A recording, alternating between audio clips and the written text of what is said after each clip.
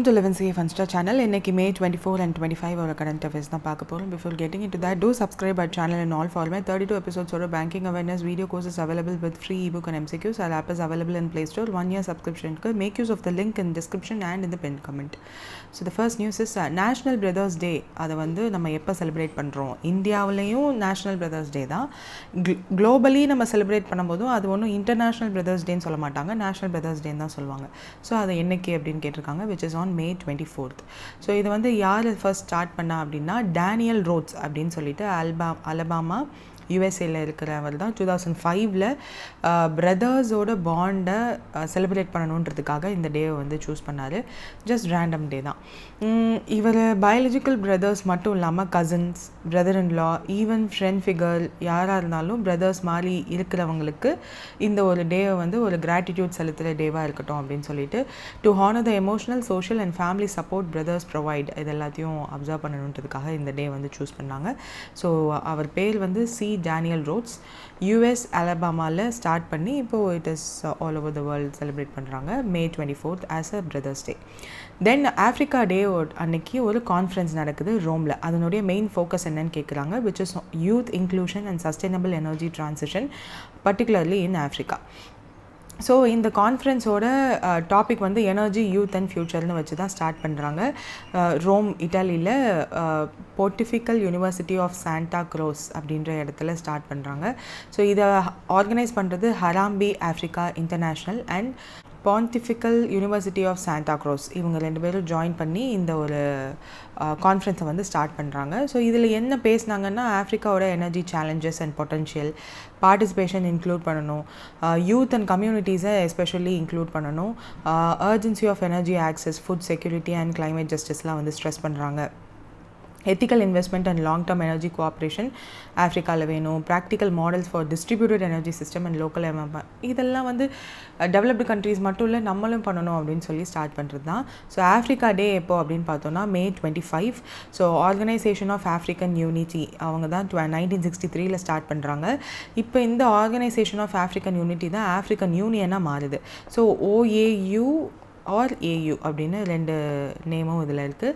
So African liberation and யூனிட்டிக்காக இந்த ஒரு டேவை வந்து செலிப்ரேட் பண்ணுறாங்க.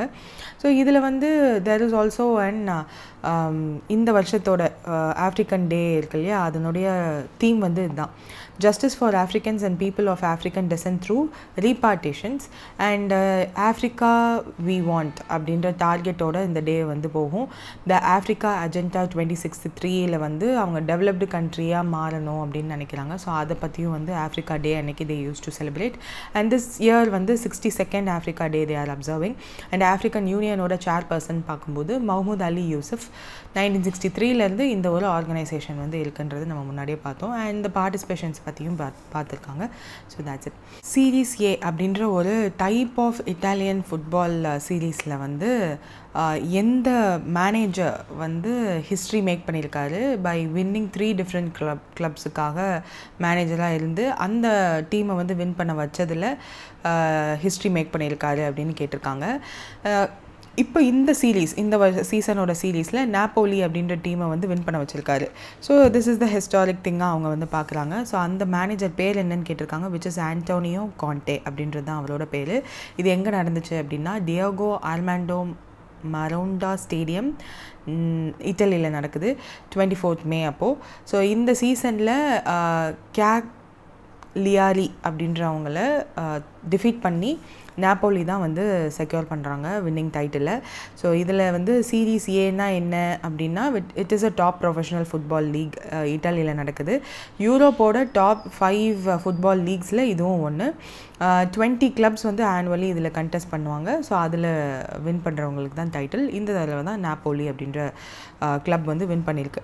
ஸோ இதில் என்னென்னா, ஆண்டோனியோ கான்டேன்றது வந்து ஒரு இட்டாலியன் ஃபுட்பால் மேனேஜர். அவரோட டாக்டிக்கல் டிசிப்ளினுக்கு லீக் சக்ஸஸ் கொடுக்குமா. So he is also a former player. இப்போ அவர் என்ன பண்ணியிருக்காருன்னா வேறு டிஃப்ரெண்ட் கிளப்ஸுக்கு மேனேஜராக இருந்து அந்த 3 கிளப்புமே வந்து அடுத்தடுத்த இயரில் சம்திங் லைக் தட் வின் பண்ணியிருக்காங்க போல். ஸோ அந்த சீரீஸ் ஏ டைட்டிலில் வந்து 3 டிஃப்ரெண்ட் கிளப்ஸுக்காக வின் பண்ணி கொடுத்துருக்காரு பீயிங் அ மேனேஜர். ஸோ அதுதான் வந்து இங்கே கொடுத்துருக்காங்க, which is not so important. இந்த அளவுக்கு கேட்க மாட்டாங்க நம்மளுக்கு, but yeah just news. So Indian ருப்பிக்கு அகேன்ஸ்டாக எந்த கரன்சி வந்து ஸ்ட்ராங்கஸ்ட் அப்படின்னு பார்த்தோம். குவைத்தி தினார் தான் வந்து ஒரு 2 days முன்னாடி பார்த்துருந்துருப்போம். ஸோ அதுலேயே வீக்கெஸ்ட் கரன்சின்னு பார்க்கும்போது லெபனீஸ் பவுண்ட் தான் வந்து weakest currency. So global economic comparison மாதிரி பண்ணி தான் இந்த ரேங்கிங் வந்து ரிலீஸ் பண்ணியிருக்காங்க. ஸோ இதில் லெபனீஸ் பவுண்ட் தான் weakest against Indian rupee because of their economic collapse and hyper inflation இங்கே இப்போ அங்கே அதிகமாக இருக்குது. அண்ட் ஈரானியன் ரியல் பிகாஸ் அங்கே நிறையா யூஎஸோட சாங்ஷன்ஸ் அண்ட் பொலிட்டிக்கல் இன்ஸ்டபிலிட்டி இன்னமுமே இருக்குது. அண்ட் ரீசெண்டாக இந்த இஸ்ரேல் கான்ஃப்ளிக்டில் அங்கே இருக்க ஈரானில் இருக்க சில மேஜர் மினிஸ்டர்ஸ் அண்ட் டிஃபென்ஸ் அஃபீஷியல்ஸுமே வந்து இறந்து போனாங்க. ஸோ இன்னமுமே அங்கே பொலிட்டிக்கல் இன்ஸ்டபிலிட்டி இருக்குது. Then third is Vietnam is dong. ஏன் வியட்நாம் இஸ் டாங்னு பார்க்கும்போது எக்ஸ்போர்ட் ஓரியன்ட் பாலிசியில் அவங்க சேஞ்சஸ் பண்ணிகிட்ருக்காங்க, கண்ட்ரோல்டு டிவால்யூவேஷன் பண்ணிகிட்ருக்காங்க. பிகாஸ் அங்கே வந்து தேர் இஸ் அ மிக்ஸ்டு, எப்போவுமே வந்து நம்ம கண்ட்ரி வந்து மிக்ஸ்ட் எக்கனாமி. ஸோ நம்மளை மாதிரி அவங்களும் மிக்ஸ்ட் எக்கனாமியாக மாறணும்னு நினைக்கிறாங்க பிகாஸ் கண்ட்ரோல்டு எக்கனாமி தான் அங்கே இருக்குது சைனா மாதிரி.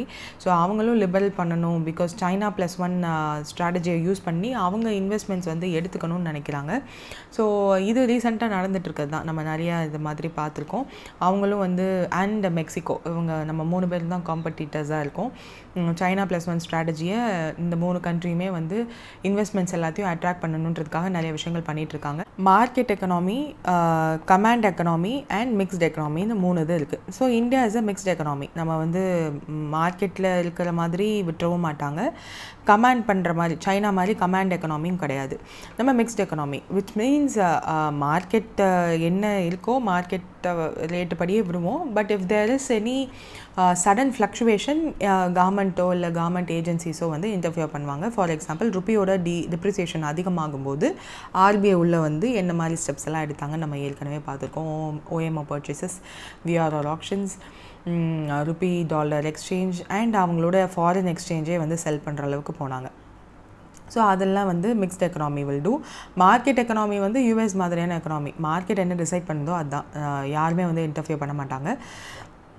கமாண்ட் எக்கனாமி மாதிரி ஒரு எக்கனாமி தான் சைனா. எல்லாமே அவங்க கண்ட்ரோலில் இருக்கும், லேண்டிலேருந்து எல்லாமே கவர்மெண்ட் கண்ட்ரோலில் தான் இருக்கும். கேன் டூ ஆல், என்னெல்லாம் பண்ணணுமோ people can do, but that will be controlled under command economy.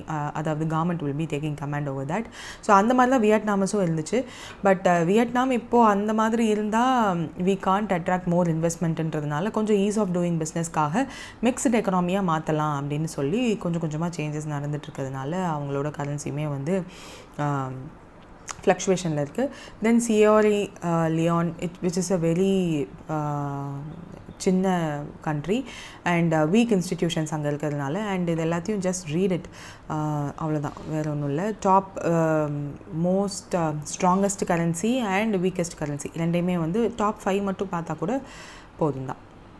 which Indian satellite series வந்து primarily used for secure military communication especially for Navy அப்படின்னு கேட்டிருக்காங்க, which is GSAT தான் நம்ம வந்து யூஸ் பண்ணுறோம் for secure military communication especially Navyக்காக.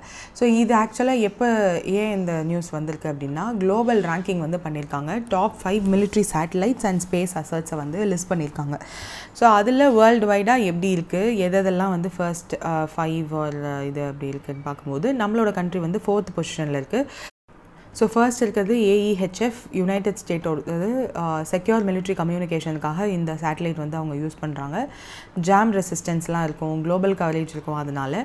Then GLONASS ரஷ்யாவோடது navigation and டைமிங்காக, encrypted military signals and global ரீச்காக இதை வந்து அவங்க யூஸ் பண்ணுறாங்க.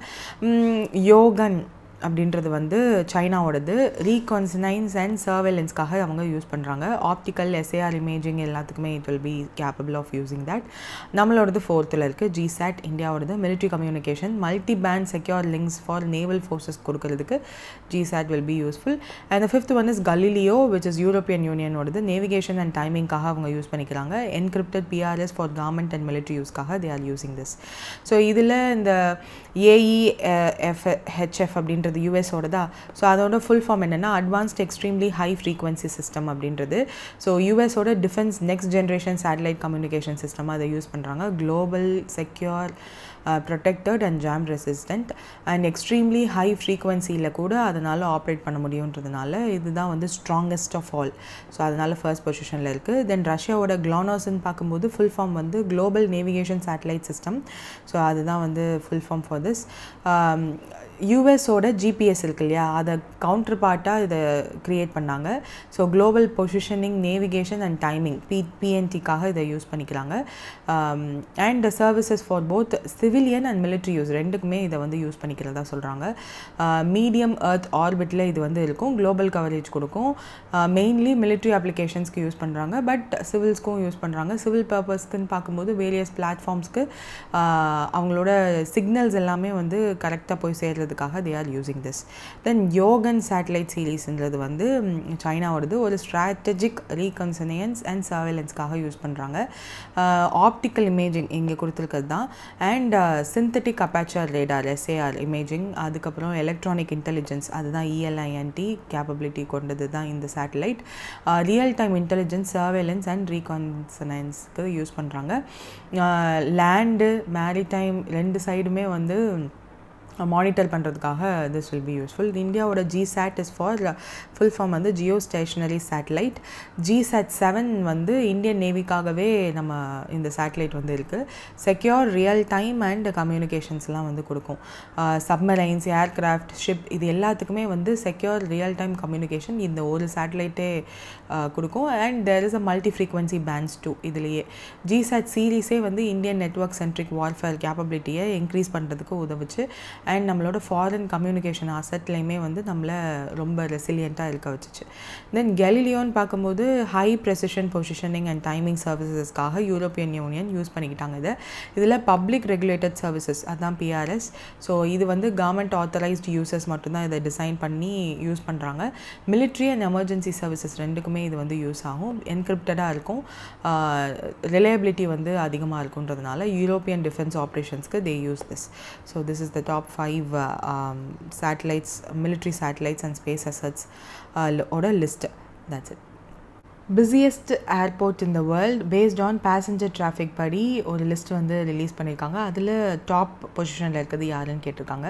So what is this passenger traffic அப்படின்னு பார்க்கும்போது ஒரு ஏர்போர்ட்டுக்கு டிபார்ட் ஆவாங்க இல்லையா ஃப்ளைட்ஸ்லேருந்து, அவங்க அரைவ் ஆகுறவங்க அண்ட் டிரான்சிட் யூஸ் பண்ணுறவங்க, அந்த டிரான்சிட்லேயுமே வந்து வித்தவுட் செக்இன் செக் அவுட் பண்ணாமல் யூஸ் பண்ணுறவங்கன்னு சொல்லிட்டு அது எல்லாத்தையுமே என்பேண்டல்னா பேசஞ்சர்ஸ் ஃப்ளைட்டில் போர்டு ஆகுறவங்க, டீப்ளான்னா அவங்க பிளைன்ஸ் ஆர் ஃப்ளைட்லேருந்து ஏர்போர்ட்லேருந்து வெளியில் வருது, ஆர் டைரக்ட் டிரான்சிட் அப்படின்ற போது passengers who arrive and depart from the airport on the same flight without checking in and checking out. இல்லை இது ரெண்டும் கம்பைன்டுன்ற மாதிரி நிறைய இது இருக்குது. ஸோ அது எல்லாத்தையும் பேஸ் பண்ணி தான் ஒரு ஏர்போர்ட்டோட பேசஞ்சர் டிராஃபிக்கை வந்து கனெக்ட் பண்ணுவாங்க. ஸோ அதில் பிஸியஸ்ட் யார் அப்படின்னு கேட்டிருக்காங்க. Hartsfield Jackson Atlanta international airport தான்.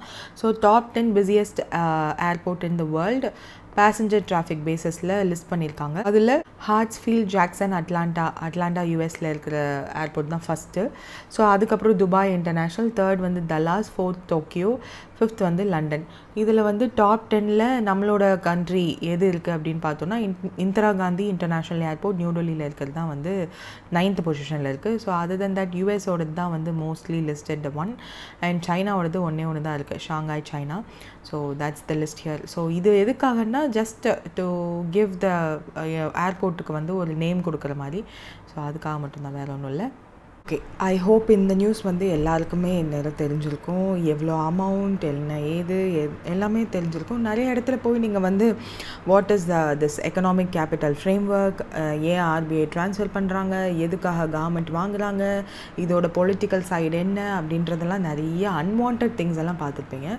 பட் வாட் இஸ் எசென்ஷியல் அப்படின்றத மட்டும் ஃபர்ஸ்ட் நம்ம இப்போ பார்த்துடலாம். பேசிக்காக பார்க்கணும் அப்படின்னா ஃபர்ஸ்ட் இந்த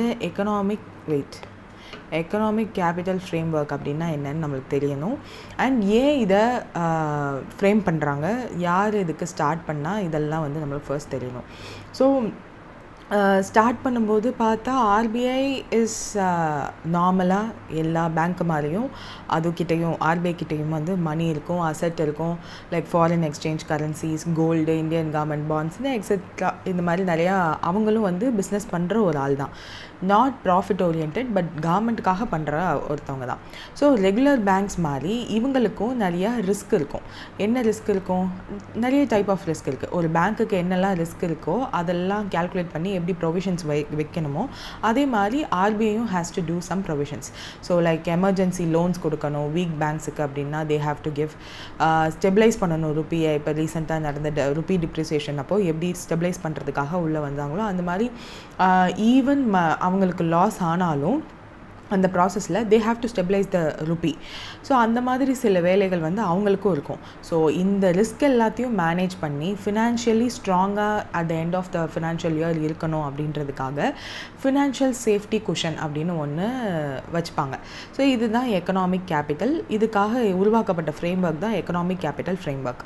ஸோ இந்த எக்கனாமிக் கேபிட்டல் ஃப்ரேம் ஒர்க்குக்கு ஒரு ரூல் புக் இருக்குது. அது என்னென்னா ஆர்பிஐ வந்து இவ்வளோ அமௌண்ட்டை வந்து டிஃப்ரெண்ட் ரிஸ்க்குக்கு அசைட் முன்னாடியே ஸ்டார்ட் ஆஃப் த ஃபினான்ஷியல் இயர்லேயே வந்து வச்சுக்கணும். ஸோ ஃபோர்சி பண்ணணும். அப்கமிங் ஃபினான்ஷியல் இயரில் விசிபிளாக சில விஷயங்கள் வந்து ரிஸ்க்குன்னு நம்மளுக்கே தெரியும்ல, அதுக்கெல்லாம் வந்து எடுத்து வச்சுக்கணும். ஒருவேளை இது இவ்வளோ எக்ஸ்ட்ரீம் ரிஸ்க்காக இருந்துச்சுன்னா அதையும் பேக் பண்ணுறதுக்கு ஆர்பிஐ கிட்ட வந்து மணி இருக்கணும். ஸோ அது எல்லாத்தையுமே வந்து they have to keep it safely. So அதுக்கப்புறம் எவ்வளோ ப்ராஃபிட் அந்த இசிஎஃப்லேயே தான் எவ்வளோ ப்ராஃபிட் வந்ததோ அந்த ப்ராஃபிட்டில் எவ்வளோ கவர்மெண்ட் ஆஃப் இந்தியாவுக்கு ஒரு இயரும் without harming its own financial strength எவ்வளோ கொடுக்கலாம் அப்படின்னு பார்க்கணும். ஏன்னா சும்மா ப்ராஃபிட் கொடுக்கணுன்றதுக்காக this is RBI is not owned by any other one. கவர்மெண்ட்டால் மட்டும்தான் ஸ்டேக் ஹோல்டர். ஸோ ஒருவேளை ப்ராஃபிட் வருது அப்படின்னாலும் டிவிடெண்ட் வந்து கவர்மெண்ட் கிட்ட தான் போகும். கவர்மெண்ட்டுக்கு டிவிடெண்ட் வேணும், அவங்களோட ஃபிஸ்கல் கன்சாலிடேஷன் பாத்தில் ஸ்டெடியாக இருக்கணுன்றதுக்காக ஆர்பிஐ கிட்டேருந்து சர்ப்ளஸ் ட்ரான்ஸ்ஃபர் வேணும்னு ஃபோர்ஸ் பண்ணக்கூடாது. ஸோ அதுக்கு ஒரு ஃப்ரேம் ஒர்க் இருக்கணும். அண்ட் ஜஸ்ட் லைக் தட் இவ்வளோ ப்ராஃபிட் இருக்குல்ல, இவ்வளோ பர்சன்டேஜ் வந்து எங்களுக்கு கொடுங்க. ஸோ தட் நாங்கள் ஃபிஸ்கல் கன்சாலிடேஷன் எல்லாத்தையும் நாங்கள் வந்து அந்த கிளைட் பாத்தில் இருக்கோம். ஸோ நாங்கள் அதை சால்வ் பண்ணுறதுக்கு யூஸ்ஃபுல்லாக இருக்கும்னு கவர்மெண்ட்டும் ஃபோர்ஸ் பண்ணாமல் அண்ட் நம்மளுக்கும் ஃப்யூச்சரில் எந்த ஒரு ரிஸ்க் இது வந்திருந்தாலும் ஆர்பிஐ வந்து கொஞ்சம் ஸ்டேபிளாக இருக்கணுன்றதுக்காகவும் ஒரு ஃப்ரேம் ஒர்க் இருந்துட்டால் அதுபடி எல்லாமே பண்ணிப்பாங்கன்றதுனால இந்த ஒரு ஃப்ரேம் ஒர்க் வந்து கொண்டு வந்தாங்க. ஸோ இதுக்காக 2019 வந்து ஃபர்ஸ்ட் டைம் வந்து பிமல் ஜலான் அப்படின்ற ஒரு எக்ஸ் ஆர்பிஐ கவர்னர் அவர் வந்து ஒரு கமிட்டி சஜஷன் பண்ணுறாங்க. So he was the head of that committee. அதனால் அந்த கமிட்டி நேமுமே வந்து பிமல் ஜலான் கமிட்டி அப்படின்னு நேம் வச்சுட்டாங்க. நவம்பர் 2018 அவரோட கமிட்டியை வந்து க்ரியேட் பண்ணுறாங்க. ரிப்போர்ட் வந்து 2019 வந்து சப்மிட் பண்ணுறாங்க. அண்ட் அந்த ரிவ்யூ அதில் என்னென்ன பாயிண்ட் சொல்லியிருக்காங்க அப்படின்றதும் வந்து கொடுத்துருப்பாங்க. So what were the important points அதில் சொல்லியிருந்தாங்க அப்படின்னா ஃபர்ஸ்ட் பாயிண்ட்டே வந்து 5 years ஒன்ஸ் வந்து இந்த இதை வந்து ரிவ்யூ பண்ணணும். இந்த இசிஎஃப்பை யூ ஹாவ் டு ரிவ்யூ. அப்போ 2019 2025 5 years ஆயிடுச்சா. ஸோ இந்த வருஷம் January 1 ஆர்பிஐக்குள்ளே they created a committee, internal committee போட்டுட்டு இந்த இசிஎஃப்ஐ எப்படி வந்து நம்ம ஃபர்தராக இந்த வருஷம் என்ன மாதிரியான சேஞ்சஸ் கொண்டு வரலான்ற மாதிரியான கமிட்டி வந்து இருந்துச்சு. பேரலாக ஃபினான்ஸ் மினிஸ்ட்ரியுமே வந்து ஒரு கமிட்டி க்ரியேட் பண்ணி இதை ரிவ்யூ பண்ணாங்கன்ற ஒரு டாக்ஸும் இருக்குது. செகண்ட் என்னென்னா இந்த ரிவ்யூ இந்த இசிஎஃப் வந்து க்ரியேட் பண்ணியிருந்தாங்க இல்லையா. ஸோ இது வந்து ஸ்டேபிளாக இருக்கா. ஸோ இந்த 5 years என்ன நடந்துச்சு, அந்த ப்ராப்ளம் எல்லாத்துக்குமே வந்து நம்ம க்ரியேட் பண்ண இசிஎஃப் ஒரு எதுக்காக க்ரியேட் பண்ணோம், ஒரு ஸ்டேபிள் குஷனாக இருக்கணும், என்ன ப்ராப்ளம் வந்தாலும் சால்வ் பண்ணுற மாதிரி இருக்கணுன்றதுக்காக தானே பண்ணோம். ஸோ அந்த ஒர்க்கை அது கொடுத்த வேலையை அது ஒழுங்காக பண்ணுச்சான்னு கேட்டால் ஆமாம். ஏன் என்னென்ன ப்ராப்ளம்ஸ் எல்லாம் வந்துச்சு அப்படின்னா ஃபர்ஸ்ட் வந்து COVID-19, second global inflation. And நம்ம கண்ட்ரிலையுமே வந்து இன்ஃப்ளேஷன் பீக்கை தொட்டுச்சு. நம்மளாம் அதனால தான் ரெப்போ ரேட்ஸ் எல்லாம் ஹையாக வச்சுருந்தோம். அதுக்கப்புறம் ஸ்லோவாக இப்போ இன்ஃப்ளேஷன் கம்மி ஆக we are also reducing the repo rates. So அதுக்கப்புறம் தேர்ட் வந்து என்னென்னா சென்ட்ரல் பேங்க்ஸ் எல்லாருமே வந்து இன்ட்ரெஸ்ட் ரேட்ஸ் ரைஸ் பண்ணாங்க. இன்ஃப்ளேஷன்னால தான் இதாச்சு. ஸோ அது வந்து கான்சிக்வன்ஸ். தென் ஜியோ பொலிட்டிக்கல் டென்ஷன்ஸ் அது வந்து நிறையா இருந்துச்சு. ரஷ்யா உக்ரைன் வார் ஆகட்டும், இஸ்ரேல் காசா வார், ஈவன் ட்ரம்ப்போட எலெக்ஷன் யூஎஸ் எலெக்ஷன் கூட நம்மளுக்கு அதிகமான சேஞ்சஸ் கொண்டு வந்துச்சு. அண்ட் இந்த சென்ட்ரல் பேங்க்ஸோட இன்ட்ரெஸ்ட் ரேட்ஸுமே வந்து சேஞ்சஸ் கொண்டு வந்துச்சு. லைக் ஜப்பான்லேருந்து இன்ட்ரெஸ்ட் ரேட்ஸ் ரைஸ் பண்ணதுக்கப்புறம் ஜப்பானில் இன்ட்ரெஸ்ட் ரேட்ஸ் வந்து எவ்வளோனா 0.something அப்படி தான் இருக்கும். அதில் 0.1 or 2 அப்படின்னு ஸ்லைட் இன்க்ரீஸ் பண்ணால் கூட அங்கேருந்து கடன் வாங்கி மற்ற கண்ட்ரீஸில் இன்வெஸ்ட் பண்ணியிருக்க இன்வெஸ்டர்ஸ் எல்லாருமே வந்து வித்ட்ரா பண்ண ஆரம்பித்தாங்க. ஸோ அது வந்து அதிகமான ரிப்பிள் எஃபெக்ட் கொண்டு வந்துச்சு. ஈவன் இந்தியாவுமே அதில் வந்து அஃபெக்ட் ஆச்சு. ஸோ இந்த ப்ராப்ளம் எல்லாத்துக்குமே வந்து இசிஎஃப் சொல்யூஷனாக இருந்துச்சான்னு கேட்டால் ஆமாம். So that didn't affect our central bank. Though மற்ற ஃபினான்சஸ் சென்ட்ரல் பேங்க்ஸ் மற்ற கண்ட்ரியில் உள்ளது எல்லாத்துக்குமே வந்து அந்த அஃபெக்ட் இருந்தாலும் நம்ம வந்து அதை சேஃபாக இருக்கிறதுக்கு காரணம் இசிஎஃபாக இருந்துச்சு. So it is still good இனஃபாக இருந்துச்சு. தோ இந்த ரிவ்யூவில் வந்து எக்ஸிஸ்டிங் இசிஎஃப் வந்து நல்லா ஒர்க் பண்ணியிருந்தாலும் ஆர்பிஐயோட ஃபினான்சஸை during COVID and inflation crisis அப்பெல்லாம் ப்ரொடெக்ட் பண்ணியிருந்தாலும் இன்னுமே வந்து குட் ப்ராஃபிட் ட்ரான்ஸ்ஃபர்ஸை கவர்மெண்ட்டுக்கு அனுப்பணுன்றதுக்காக நம்ம எதுவும் பண்ணக்கூடாது. ஸோ சில விஷயங்கள் நம்ம சேஞ்ச் பண்ணலாம். மேஜராக எதுவும் சேஞ்சஸ் பண்ணல, பட் சில இம்ப்ரூவ்மெண்ட்ஸ் மட்டும் சஜஷன்ஸாக கொடுத்துருந்துருக்காங்க to make it more flexible and realistic. ஏன்னா அப்கமிங் இயர்ஸில் இதை விட மோசமாக ஏதாவது ப்ராப்ளம் வரலாம். ஸோ அதனால இதை வந்து கொண்டு வந்தாங்க. ஸோ ஒய் இசிஎஃப், ஏன் இந்த இசிஎஃப்பை வந்து கொண்டு வரணும், அந்த ரிஸ்க் ஆர்பிஐக்கு மோஸ்ட்லி என்ன இருக்குது அப்படின்றது தெரிஞ்சுக்கிட்டால் இசிஎஃப் எப்படி ஒர்க் ஆகும்னு தெரிஞ்சிடும். ஸோ ஆர்பிஐ கிட்ட வந்து ஒரு 4 ரிஸ்க் வந்து இருக்குது. ஒன்று market risk, second credit risk, third வந்து ஆப்ரேஷனல் ரிஸ்க், அதுக்கப்புறம் monetary and financial stability risk. So இந்த மார்க்கெட் ரிஸ்க் அப்படின்னா என்னென்னா ஆர்பிஐ கிட்டையும் gold, bond, foreign currency, foreign exchange reserves இது மாதிரி இதெல்லாம் இருக்குது. இது எல்லாமே வந்து மார்க்கெட்டை பொறுத்து எப்படி நம்ம வந்து ஒரு இன்வெஸ்டராக இன்வெஸ்ட் பண்ணும்போது அந்த மார்க்கெட் ஃப்ளக்சுவேஷன்ஸை பொறுத்து நம்மளோட இன்வெஸ்ட்மெண்ட்ஸை மாற்றுவோமோ, ப்ராஃபிட்ஸ் எல்லாம் மாறுமோ, அதே மாதிரி ஆர்பிஐ கிட்டையும் இருக்குது. ஸோ அது அவங்களுக்கும் அந்த ரிஸ்க் இருக்குது. ஸோ கிரெடிட் ரிஸ்க் அப்படின்னா என்னென்னா RBI will also give money to the banks and companies too. So அவங்களும் மணி லெண்ட் பண்ணுவாங்க, not to the individuals but to the banks. So அது அந்த பேங்க்ஸ் வந்து சம்டைம்ஸ் வந்து ஃபெயில் ஆகலாம் பே பேக் பண்ணுறதுக்கு. So that credit risk is there for RBI. Then operational ரிஸ்க்னு பார்க்கும்போது இன்டர்னல் ரிஸ்க் நிறையா இருக்குது. There might be a mistake, ஏதாவது ஃப்ராட் ஆகலாம். ஸோ அந்த ஆப்ரேஷனல் ரிஸ்க்கும் இருக்குது.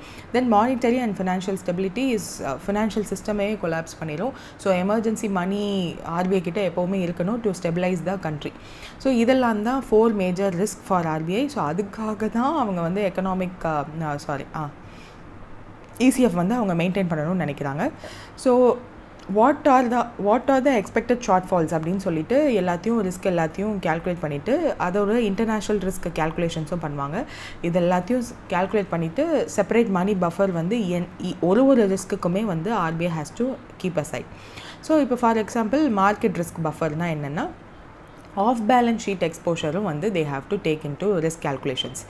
ஸோ இதுதான் வந்து first change introduced in this recommendations.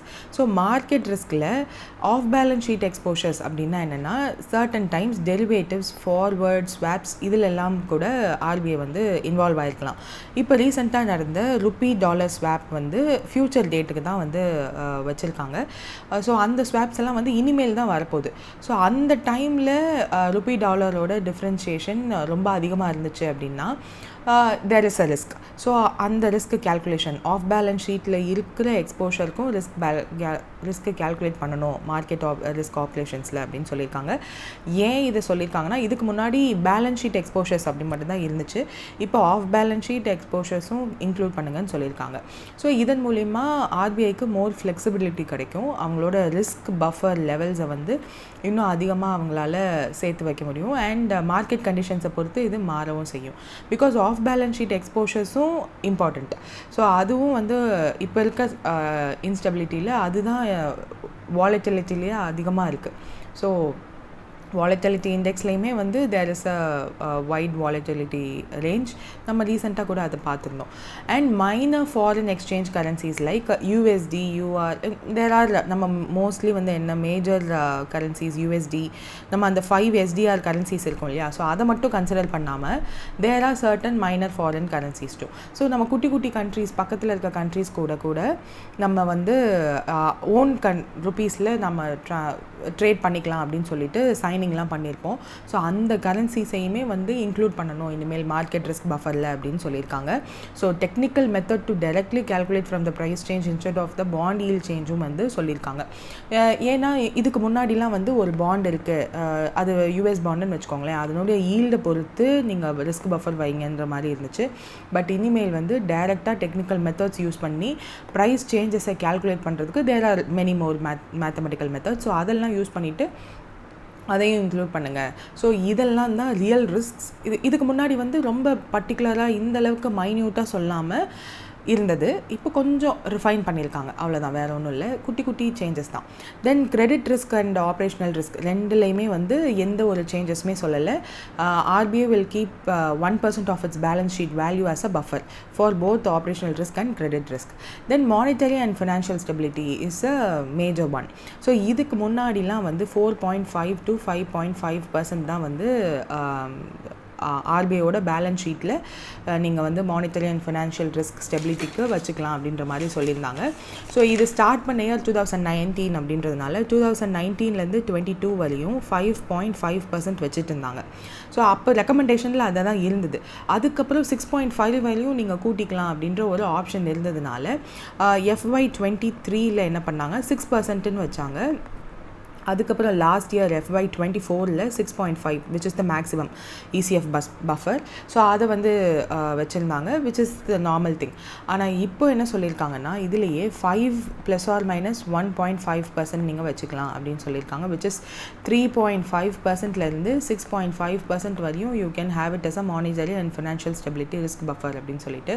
So ஏன் இதை சொல்லியிருக்காங்கன்னா RBIக்கு மோர் மணி ரிஸ்கியர் இயர்ஸ்க்காக செட் பண்ண முடியும். இந்த இது வந்து இதுக்குள்ளே எது வேணாலும் வச்சுக்கோங்கன்னு தானே சொல்லியிருக்காங்க. ஸோ இந்த ஃபினான்ஷியல் இயரில் என்ன மாதிரியான ரிஸ்க் இருக்குன்றது வந்து தெரியாது. பட் சர்டன் ப்ரெடிக்டபிலிட்டி இருக்கும். நீங்கள் மந்த்லி RBI புல்லட்டின் ரீட் பண்ணிங்கனாலே அதுலேயே ஒரு கிளியர் பிக்சர் கிடைக்கும். ஸோ இதெல்லாம் தப்பாக போகிறதுக்கு வாய்ப்பு இருக்குது அப்படின்னு சொல்லிடுவாங்க.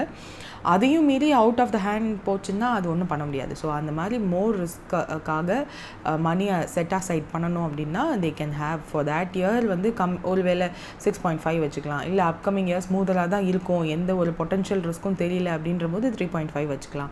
ஸோ அந்த மாதிரி ஃப்ளெக்சிபிலிட்டி கொடுக்குறாங்க. ஸோ எக்ஸ்ட்ரா ப்ராஃபிட்டை கவர்மெண்ட்டுக்குமே வந்து குட் இயர்ஸில் they can transfer because of this. So இது வந்து சொல்லியிருக்காங்க. தென் சர்ப்ளஸ் டிஸ்ட்ரிபியூஷன் பாலிசி அப்படின்னு ஒன்றவே தனியாக கொடுத்துருக்காங்க. ஸோ RBIக்கு ஏர்ன் பண்ணுறதுக்கு நிறைய வழிகள் இருக்குது. அந்த interest on government bonds, forex ரிசர்வ்ஸில் ஏர்னிங்ஸ், கோல்டு ஹோல்டிங்ஸில் ஏர்னிங்ஸ் இதெல்லாம் வரும். இன்னும் வந்து ஃபர்ஸ்ட் யூஸஸ் அவங்களோட இன்கம் எல்லாத்தையுமே வந்து முதல்ல உங்களோட ரிஸ்க்கு பஃபர்ஸ் அதாவது ECFக்கு சேவ் பண்ணுங்கள் as per the rule. Only after this left ஓவரை சர்ப்ளஸ்னு டேக் பண்ணி கவர்மெண்ட்டுக்கு கொடுக்கலாம்.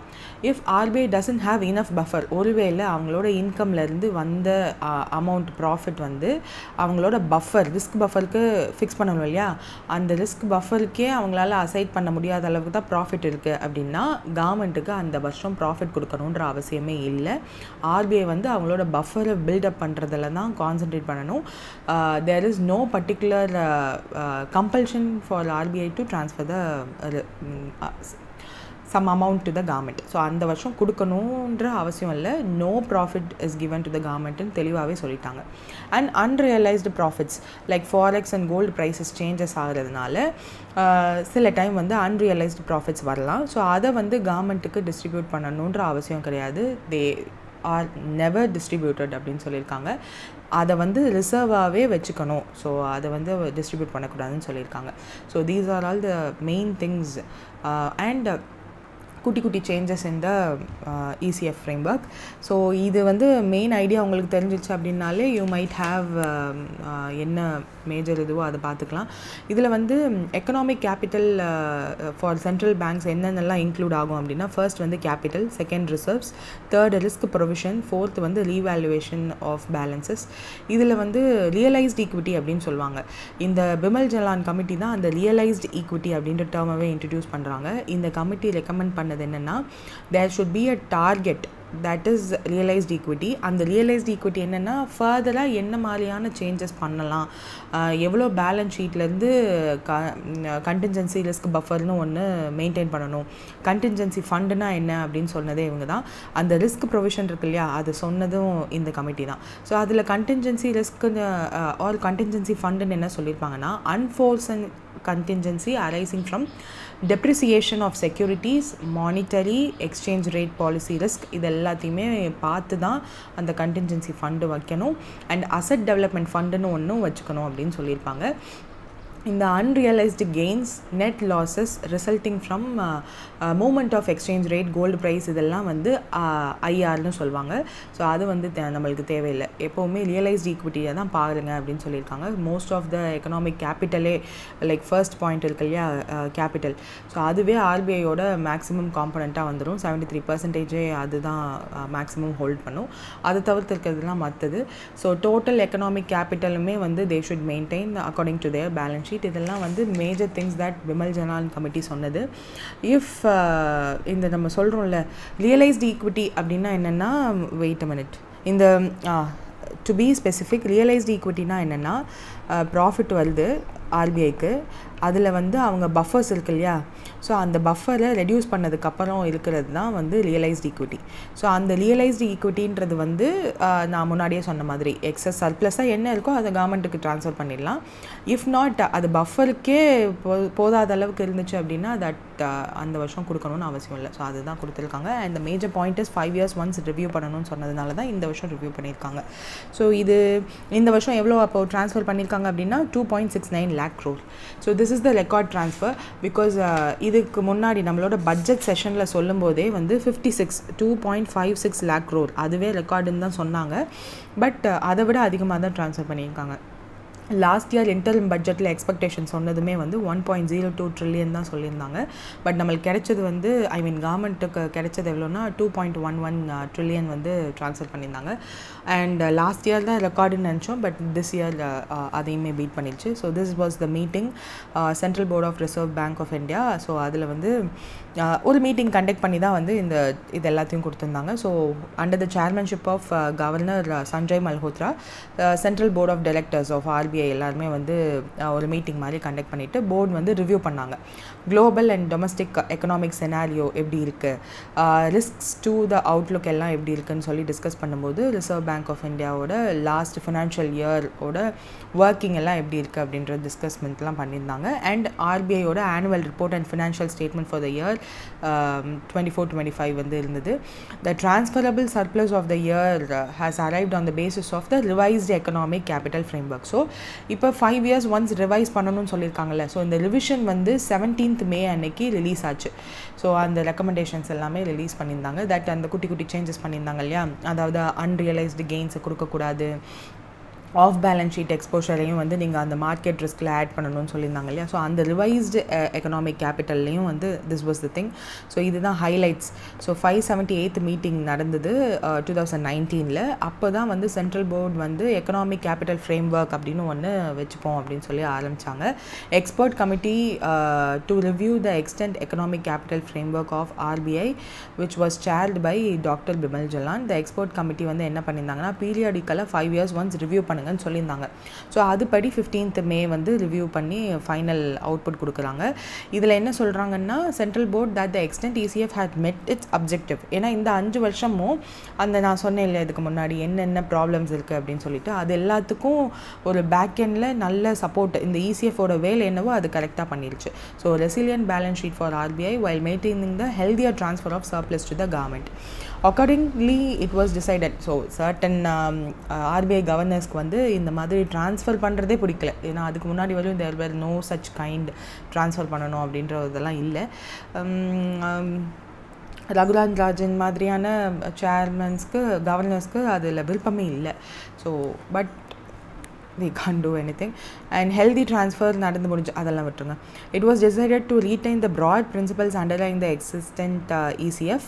No major changes in risk assessment and methodologies எல்லாம் ஒன்றும் பண்ணலை. பட் குட்டி குட்டி strengthen the ஃப்ரேம் ஒர்க் அதை ஸ்ட்ரென்தன் பண்ணணுன்றதுக்காக சின்ன சின்ன சேஞ்சஸ் பண்ணியிருக்காங்க. அந்த ரிவைஸ்டு ECF வந்து requested flexibility year on year நீங்கள் சென்ட்ரல் போர்டு வந்து மாற்றிக்கலாம் ரிஸ்க் பஃபர்ஸை அப்படின்னு சொல்லியிருக்காங்க. And inter temporal smoothening of the surplus transfer to the government அப்படின்னு சொல்லியிருக்காங்க. ஸோ மேஜர் சேஞ்சஸ்ன்னு பார்க்கும்போது with respect to the market risk என்ன பண்ணியிருக்காங்க, to adopt an integrated approach where an off balance sheet portfolio is also ரெக்கண்ட். அவ்வளோதான், வேறு ஒன்றும் இல்லை. இதுக்கு முன்னாடி ஆன் பேலன்ஸ் ஷீட் போர்ட்ஃபோலியோ மட்டும்தான் கன்சிடர் பண்ணிட்டு இருந்தீங்க. இனிமேல் ஆஃப் பேலன்ஸ் ஷீட் போர்ட்ஃபோலியோஸையும் கன்சிடர் பண்ணுங்கள் along with the on balance portfolio sheet. And the computation of the market risk buffer requirement may also include investments in the foreign currency assets and minor currencies too. So minor currencies la invest பண்ணிருந்தாலும் அதையும் add பண்ணுங்கன்னு சொல்லிட்டாங்க. This is the market riskல இது ஒரு changes, ரெண்டு changes, குட்டி changes பண்ணியிருக்காங்க. Then credit risk and operational riskல எந்த ஒரு changesம் பண்ணல, retained without any change.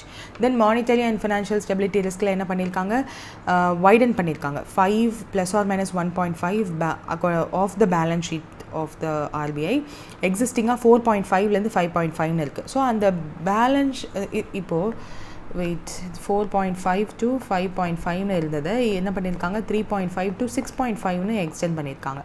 So this is த கொஞ்சம் வைடன் பண்ணதுனால சம் ப்ராப்ளமேட்டிக் இயரில் அதிகமான பஃபரும் இல்லை ஸ்மூதர் இயர் அப்படின்னு எக்ஸ்பெக்ட் பண்ணுற இயரில் கம்மியாகவும் வச்சுக்கலாம். ஸோ தட் சர்ப்ளஸ் நல்லா வரும்ன்றதுக்காகவும் பண்ணுறாங்க. The central board may maintain it at any level between 3.5 to 6.5. So board has to decide that.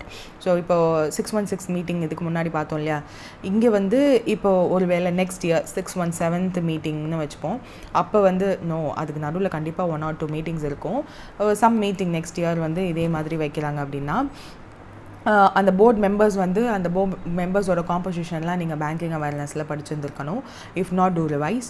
So அதில் வந்து ஒரு வேளை யாராவது ஒருத்தங்க இல்லை நம்ம வந்து இந்த 3.5லேயே வச்சுப்போம் அப்படின்னு சொன்னாங்கன்னா அஃப்கோர்ஸ் அந்த ஓட்டிங் பேசிஸில் எடுத்துக்கிட்டு அதுக்கு பொறுத்து தே வில் ஹேவ். பட் அதுக்கு வேலிடேஷன் இருக்கணும். அப்கமிங் இயர் வந்து நல்லா தான் இருக்குன்ற ஒரு கான்ஃபிடன்ஸ் இருக்கணும். அப்படின்னா தான் கம்மியான இதில் வச்சுக்க முடியும். Consequently the contingency risk buffer which invites buffer from monetary and financial stability risk, credit risk and operational risk would be maintained in the 6 plus or minus 1.5 of the balance sheet size. இதுக்கு முன்னாடி வந்து 6.5 தான் இருந்துச்சு. And the lower bound வந்து 5.5 இருந்துச்சு. அதனால தான் நான் ஏற்கனவே சொல்லியிருந்தேன் தட் 5லேருந்து ஆரம்பித்தாங்க. ஃபினான்ஷியல் இயர் 2019 to 22 வரையுமே 5.5 தான் இருந்தது. அதுக்கப்புறம் ஃபினான்ஷியல் இயர் 23ல் 6 மாற்றினாங்க because the profit was more. அதுக்கப்புறம் 24ல் ப்ராஃபிட் எக்கச்சக்கமாக இருந்ததுனால மேக்ஸிமம் த்ரெஷோல்டு என்னது 6.5 தானே, சரி அதை வைப்போம் அப்படின்னு சொல்லிட்டு 6.5 வச்சதுக்கப்புறமும் ரெக்கார்ட் ஹை சர்ப்ளஸ் வந்து கொடுத்துருந்தாங்க.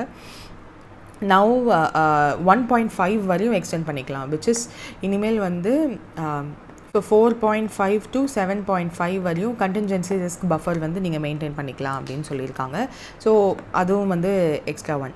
சரி, இது வந்து என்னதுன்னா எக்ஸ்பெக்டட் ஷார்ட் ஃபால்னு சொல்கிறாங்கல்ல. ஸோ 99.95% கான்ஃபிடன்ஸ் லெவலில் இருந்து அந்த லெவலுக்குள்ளே வச்சுக்கோங்க மார்க்கெட் ரிஸ்க் அப்படின்னு சொல்லியிருக்காங்க. And expected short fall at 97.5% confidence லெவலில். இது வந்து 99.5% வந்து வெரி ஹை ப்ரொடெக்ஷன். இந்த 97.5ன்றது வந்து slightly lower protection but still quite safe தான். ஸோ இது ரெண்டில் எது வேணாலும் வச்சுக்கலாம், எனி ரெசிலென்ட் லெவல். பட் இந்த இதுலேருந்து ஆரம்பிச்சு அப்பர் லெவல், இது லோவர் லெவல். ஸோ இதுக்குள்ளே எது வேணாலும் கான்ஃபிடன்ஸ் லெவல் வந்து நீங்கள் வச்சுக்கலாம் to maintain the market risk buffer. So எவ்வளோ கான்ஃபிடென்ட்டாக இருக்காங்க அப்கமிங் இயர் அப்படின்றத வந்து இந்த பர்சன்டேஜில் தான் சொல்கிறாங்க. அதனால தான் இந்த ஒரு பர்சன்டேஜ் வந்து கொடுத்துருந்துருக்காங்க. தென் ஸோ இது என்ன, இந்த பாயிண்ட் என்ன சொல்ல வராங்க அப்படின்னா, இந்த பாயிண்ட் என்ன சொல்ல வராங்க அப்படின்னா சர்ப்ளஸ் டிஸ்ட்ரிபியூஷன் பாலிசின்னு சொல்கிறாங்கல்ல. ஸோ இதுக்கு முன்னாடி இப்போ சொன்ன மார்க்கெட் ரிஸ்க், ஆப்ரேஷனல் ரிஸ்க், இந்த மாதிரி 4 டைப் ஆஃப் ரிஸ்க்குமே வந்து ரிஸ்கில் எப்போவுமே பஃபர் வந்து வச்சுருப்பாங்க தான் ஆர்பிஐ. ஸோ லாஸ்ட் இயர் அந்த மாதிரி பஃபர் வச்சுருந்துருப்பாங்க. அது வந்து செலவு பண்ணாமல் கூட போயிருந்துருக்கலாம். ஃபார் எக்ஸாம்பிள் இந்த வருஷம் வந்து ஆர்பிஐயோட மொத்தம் பேலன்ஸ் ஷீட் சைஸே வந்து 100 lakh crore வச்சுப்போம். அதில் வந்து மேக்ஸிமம் ஆர்ஆர்இ அப்பர் பவுண்ட் அந்த ரெக்வசிட் ஈக்விட்டி வந்து 7.5% வந்து வருது. ஸோ அதில் வந்து 7.5 lakh crore தான் வந்து அந்த requisite upper bound.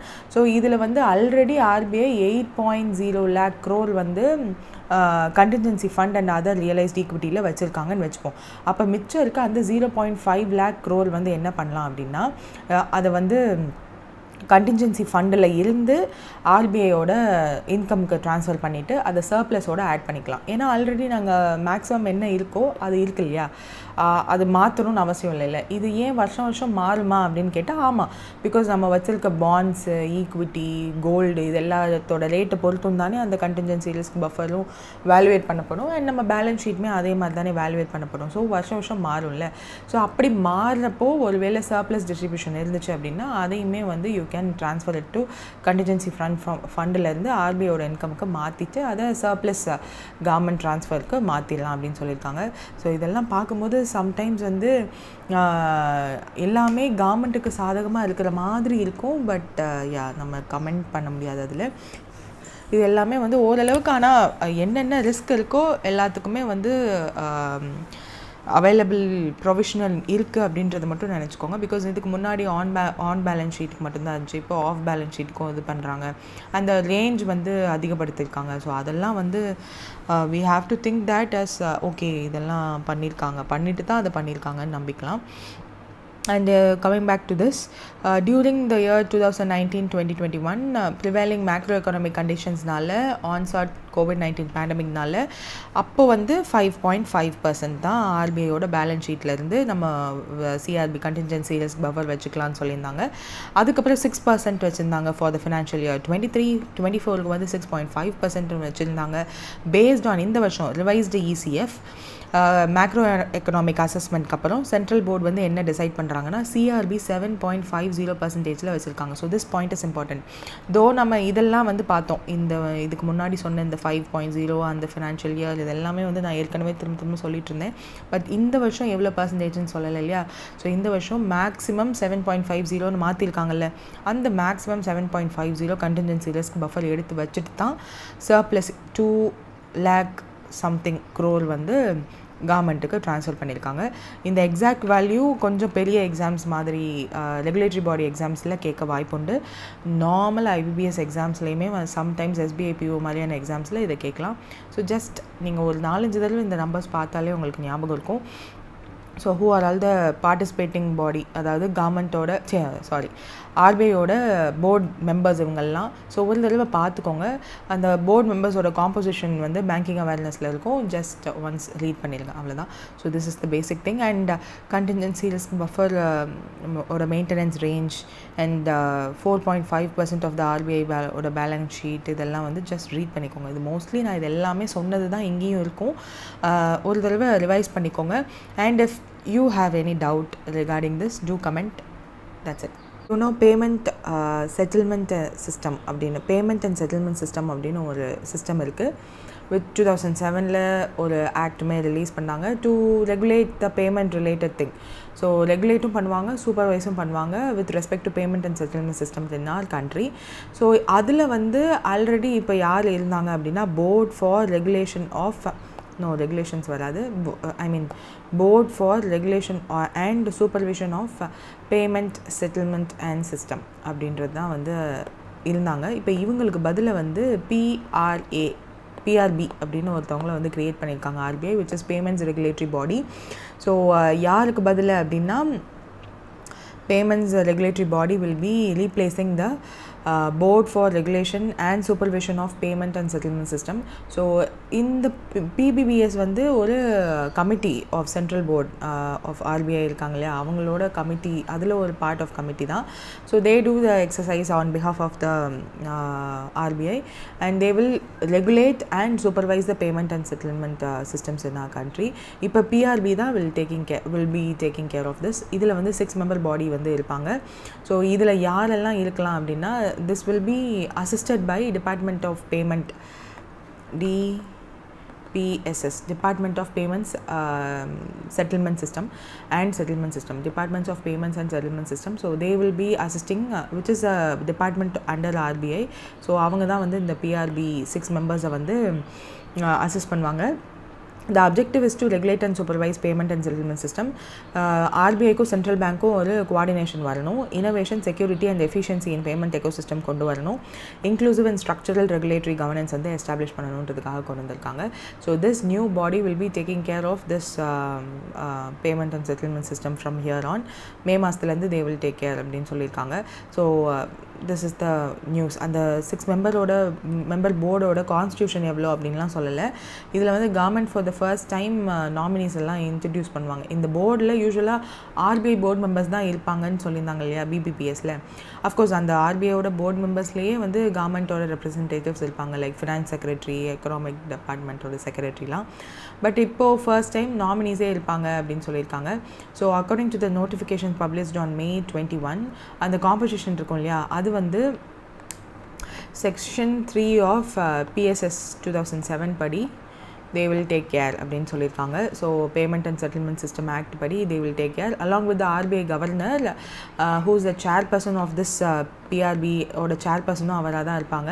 And RBI ஓட deputy governor in charge of payment and settlement system, so அவங்களும் வந்து இருப்பாங்க, another one person. Then RBI officer who will be nominated by the central board of RBI, அது ஒரு person இருப்பாங்க. Then the board will conclude the 3 other nominated by the central government. So 3 பேர் வந்து central கவர்மெண்ட்டால் nominate பண்ணப்படுவாங்க.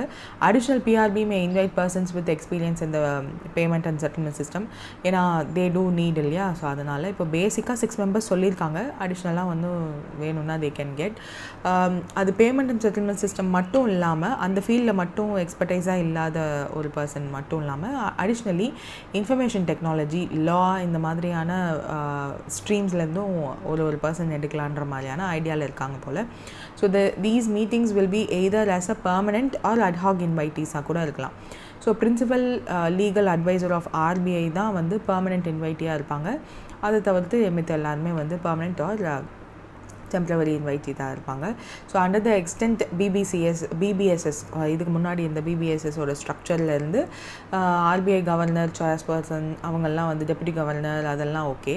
But not more then 3 directors of the central board nominated by RBI governor, 2 executive directors nominated by the governor, as well as the RBI legal advisor will be the new board members-ல இருப்பாங்க. And இதில் வந்து கவர்மெண்ட்டோட அப்பர் ஹேண்டாக இருக்குன்ற மாதிரியான tax இருக்குது. So yeah, அந்த original list வரட்டும், அப்போ வந்து நம்ம பார்த்துக்கலாம் இதெல்லாம்.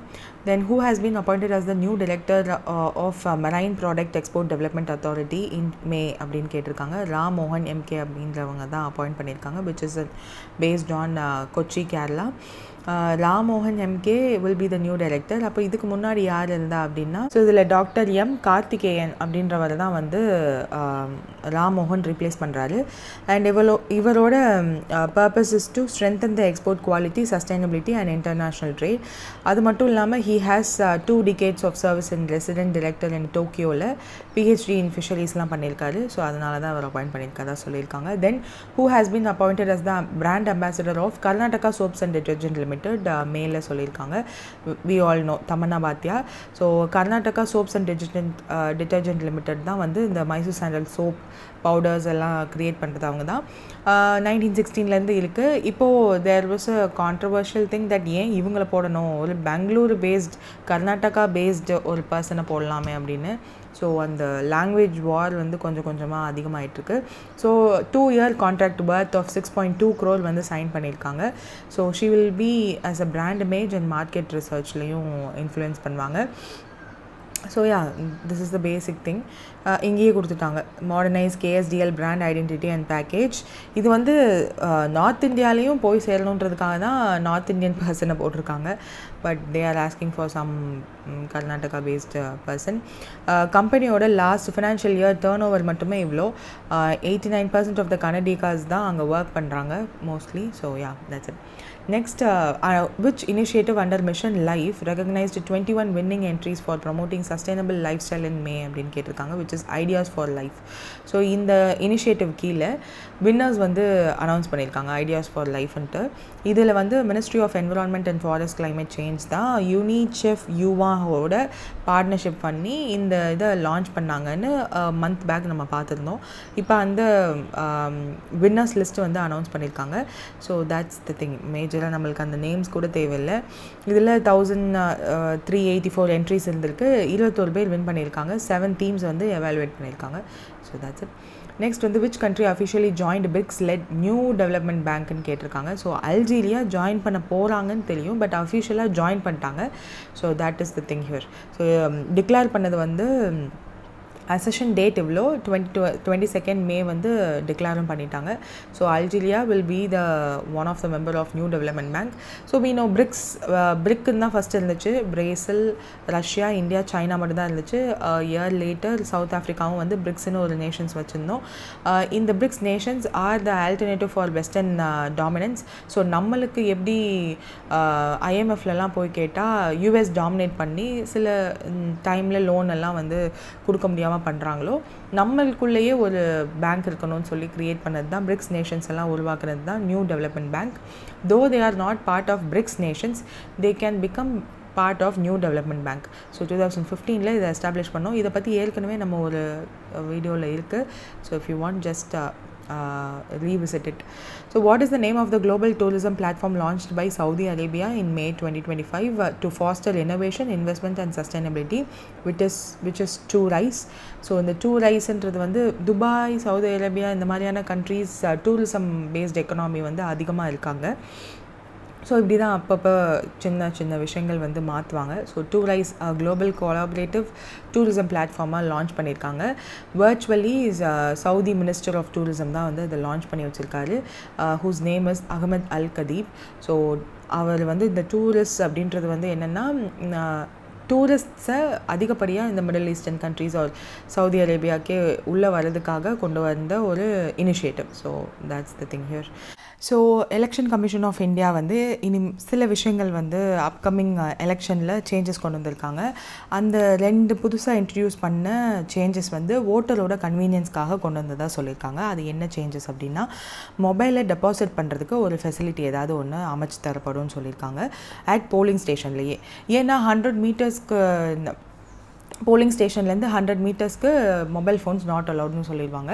ஸோ அதை வந்து வீட்டிலேயே வச்சுட்டு வரணும், இல்லை ரொம்ப தூரத்துலேருந்து வராங்க அப்படின்னா they can carry those things. So அதுக்கு வந்து ஒரு மொபைல் டெபாசிட் ஃபெசிலிட்டி வந்து ஓட்டர்ஸ்க்காக அவுட் சைட் த போலிங் ஸ்டேஷன்லேயே இருக்கும் அப்படின்னு சொல்லியிருக்காங்க. அண்ட் கேன்வாசிங் நார்ம்ஸை வந்து ரேஷனலைஸ் பண்ணியிருக்காங்க. விச் இஸ் முன்னாடிலாம் 100 மீட்டர்ஸ்க்கு உள்ளே இருக்கிறவங்களுக்கே வந்து கேன்வாஸ் பண்ணுவாங்க. ஈவன் ஓட் போடுற அன்னைக்கே வந்து கேன்வாஸ் நடக்கும். அந்த பர்டிகுலர் கேண்டிடேட்டோட மெம்பர்ஸ் வந்து ஒரு அந்த கட்சிக்காரங்களே வந்து கேன்வாஸ் பண்ணலாம். ஸோ அந்த மாதிரிலாம் இல்லாமல் 100 மீட்டர்ஸ்க்கு அப்புறம் தான் இருக்கணும் அப்படின்னு சொல்லிட்டு சில எக்ஸிஸ்டிங் எலெக்ஷன் லாஸ் எல்லாம் வந்து மாற்றிருக்காங்க.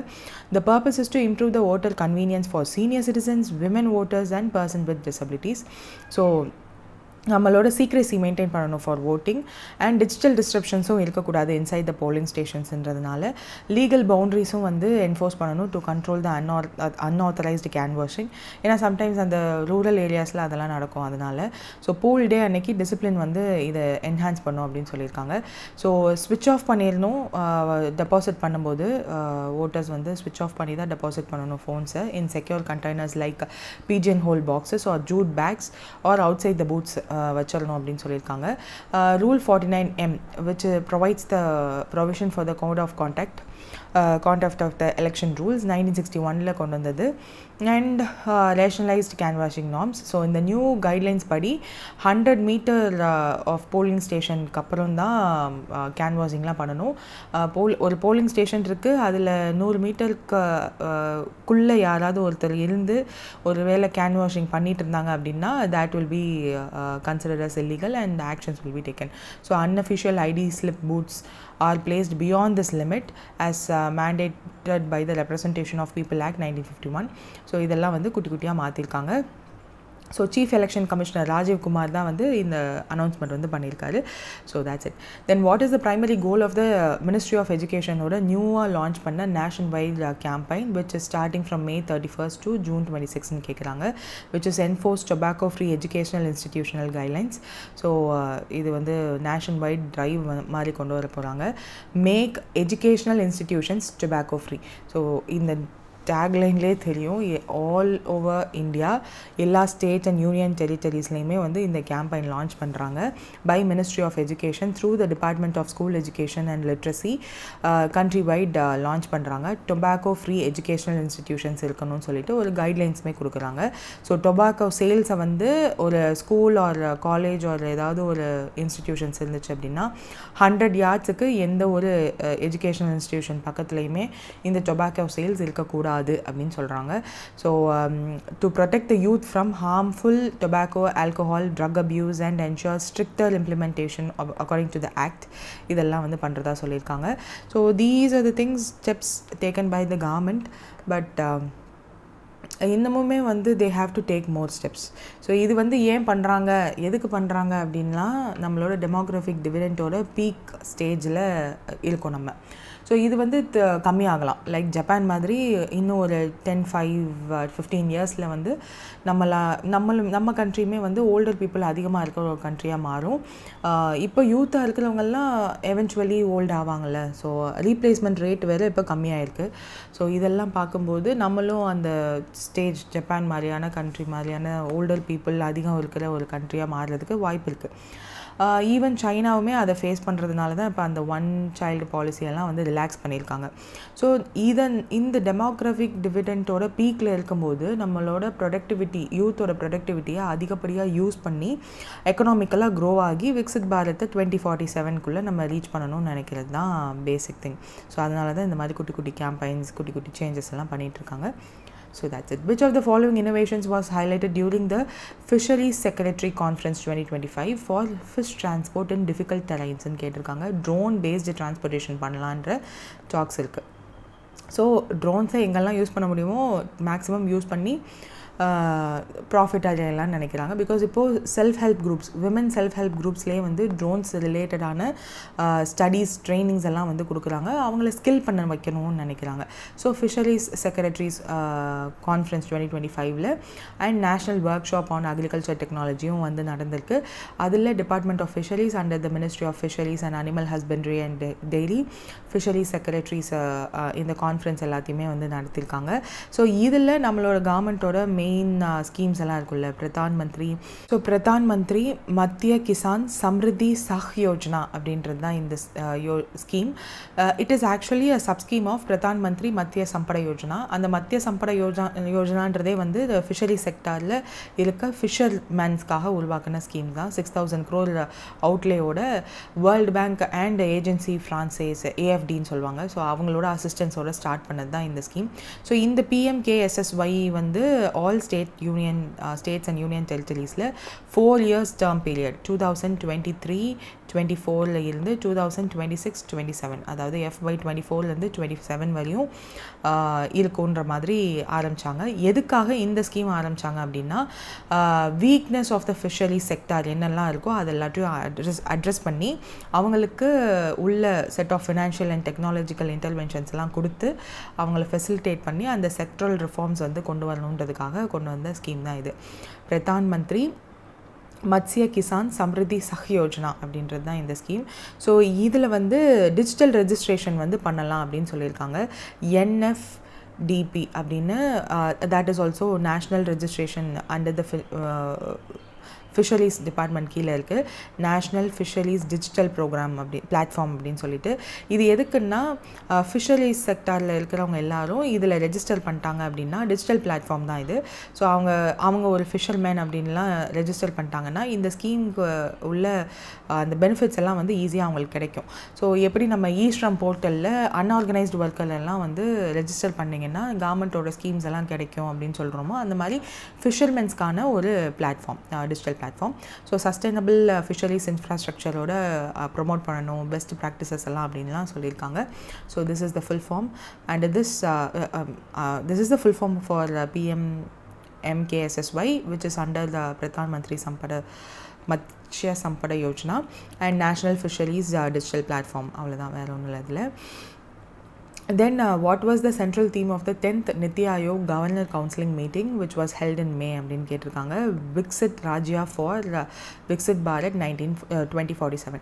ஸோ நித்தி ஆயோகோட 10th Governor Council மீட்டிங் வந்து 24th May நடக்குது பாரத் மண்டபம் நியூ டெல்லியில். நம்ம பிரைம் மினிஸ்டர் அதில் ஹெட்டாக இருந்து கொண்டு போகிறாங்க.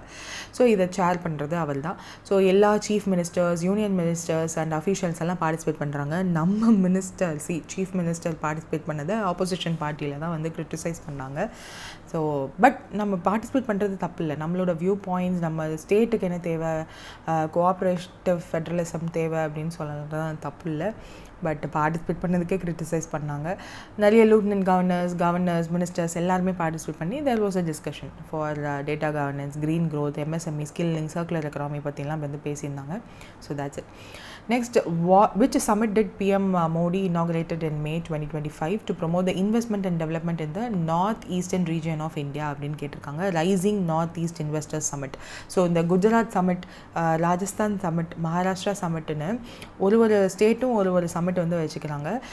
அந்த மாதிரி இப்போ நார்த் ஈஸ்ட் இன்வெஸ்டர் சமிட்னு சொல்லி ரைசிங் நார்த் ஈஸ்ட் இன்வெஸ்டர் சமிட்னு சொல்லி ஒன்று வைக்கிறாங்க. So that north eastern states எல்லாமே வந்து இன்வெஸ்ட் பண்ணணும், நல்ல ஸ்ட்ராங் ஆகணும் அப்படின்றதுக்காக. ஸோ இதை இனாகுரேட் பண்ணி வைக்கிறது நம்ம பிரைம் மினிஸ்டர்.